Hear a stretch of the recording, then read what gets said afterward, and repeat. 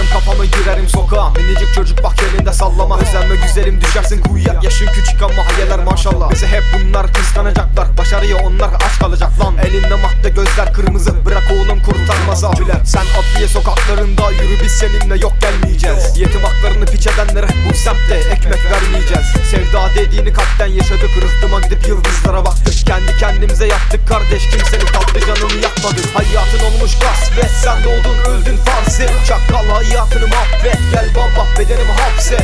Pencereden bakan biri baban kalır, moraran bir sen hatırlanır. Yaptıkların dostlarında acı verecek bir hatır kalır, hadi bakalım. Göz göre göre yanacak, paranlar zırılacaksın, sana gülecekler. Mahalleli itecek seni, bak torbacı deyip kitabını bükecekler. Elinde ne varsa aldılar oğlum, onları sana geri vermeyecekler. Sevdiğine söz verdin ya hani, o gemi artık gelmeyecek. O gemi artık gelmeyecek. Faili meçhul bu sözler batakta. Seni de içine çeker bizim sokaklar. Biz susarsak konuşur keskin bıçaklar. Faili meçhul bu gözler suratlar. Faili meçhul bu sözler batakta. Seni de içine çeker bizim sokaklar. Biz susarsak konuşur keskin bıçaklar.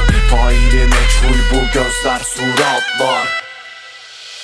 Ordu sokakları adımızı sayıklarken sahte dostlar o çekecek. Birilerimiz ağlarken de birileri gülüp alay edecek. Sırtlarda kardeşleri taşırken gözümüz toprakta, geri döneceğiz. Semtine gireceğiz, sizi göreceğiz. Torbanı süzüp yine sizleneceğiz.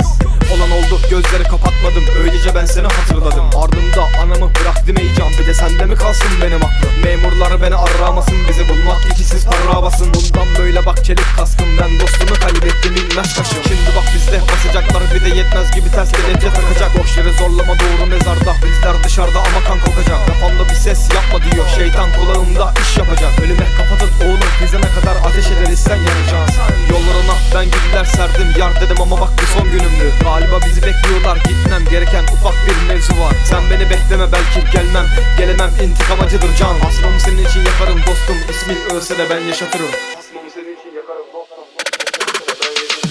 Faili meçhul bu sözler batakta. Seni de içine çeker bizim sokaklar. Biz susarsak konuşur keskin bıçaklar. Faili meçhul bu gözler suratlar.